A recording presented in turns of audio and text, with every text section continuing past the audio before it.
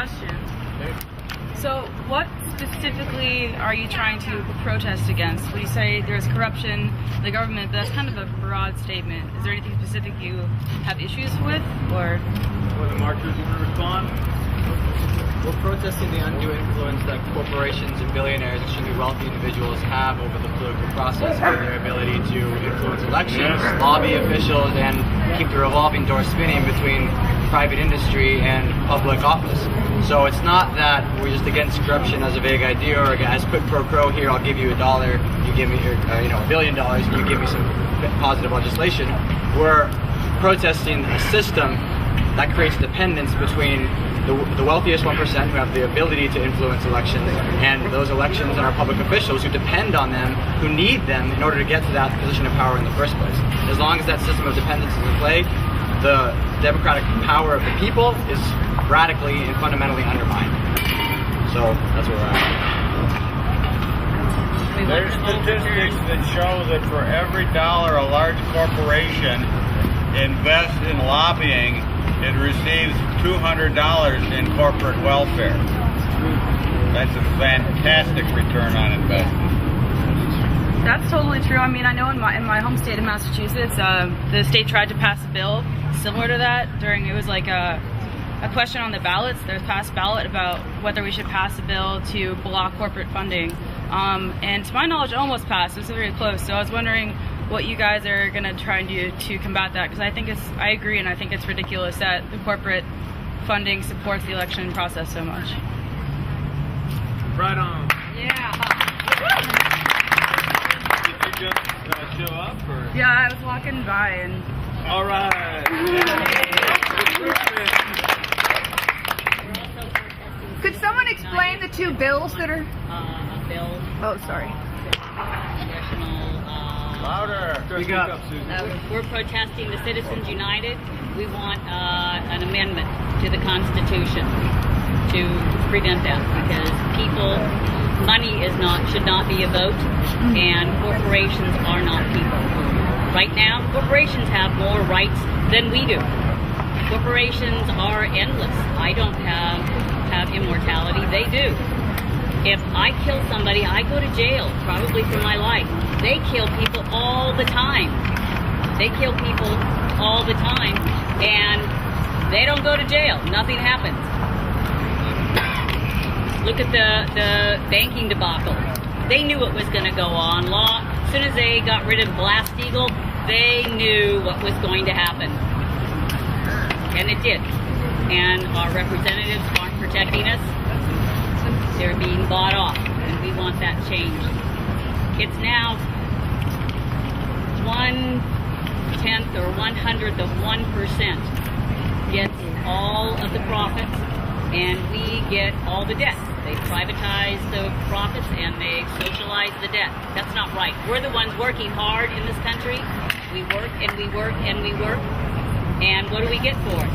When somebody works 8 hours a day, 12 hours a day, and they're still under poverty line, there's something really wrong. That's right. You can't tell me any CEO is worth more than a man or a woman who's laboring and working hard to put their kids through school, just to put food on the table. Yet they get squat, and these CEOs get everything. It's not right. It's wrong. There are also two, specifically, in terms of the solutions which you had asked about. Tomorrow there's a big vote on two specific pieces of legislation.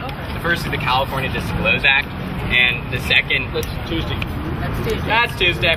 Tomorrow there's AJR. Yeah, there's AJR 1, which would be the first kind of formal call for an Article 5 constitutional convention on the specific question of getting big money out of home.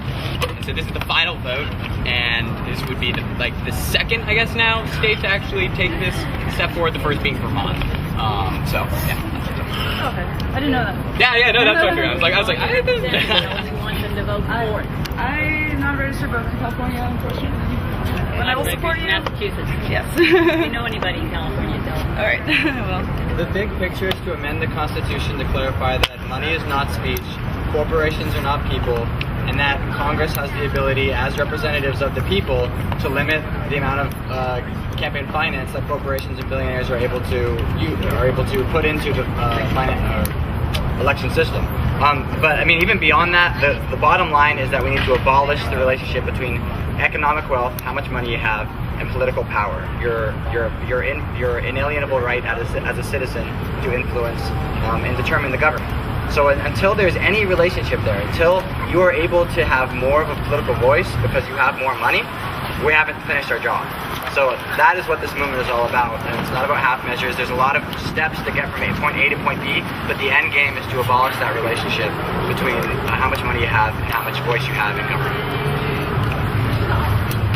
Every law that's been passed has been to limit the contribution amounts or limit the expenditures has been overturned, has been challenged and eventually overturned by the Supreme Court.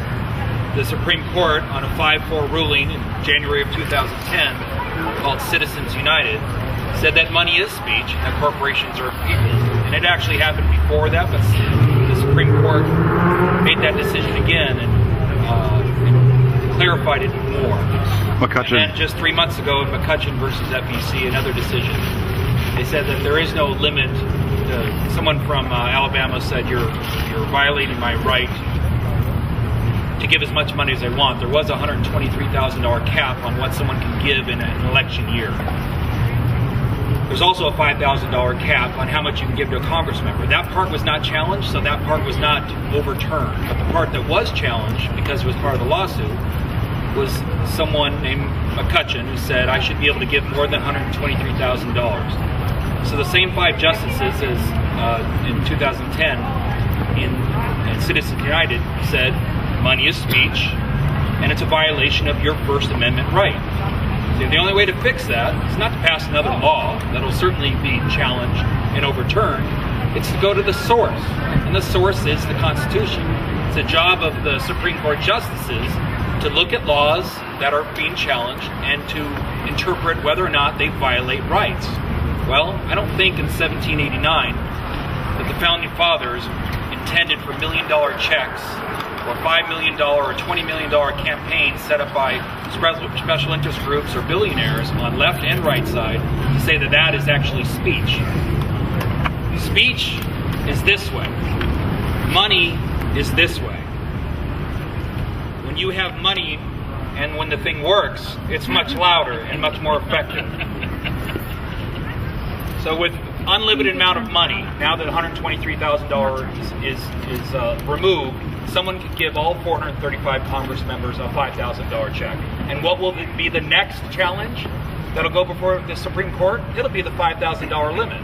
So that probably in the next year will be overturned. So again, the only way to stop this, to prevent the Supreme Court from interpreting money to speech, is to be very clear with the next amendment to say money's not speech, it's a tool. It's a very loud megaphone where you can use it in mailers, in commercials, and buying politicians, or at least renting them for a few years. That's why you need to change the source. In my opinion, money and speech is the most important thing. It has to happen first. There are some other election reforms that need to happen. But until we all unite around clarifying that money isn't speech and artificial entities, including corporations, including nonprofits, including all groups, do not have the same constitutional rights as human beings. Until that's done, nothing else happens.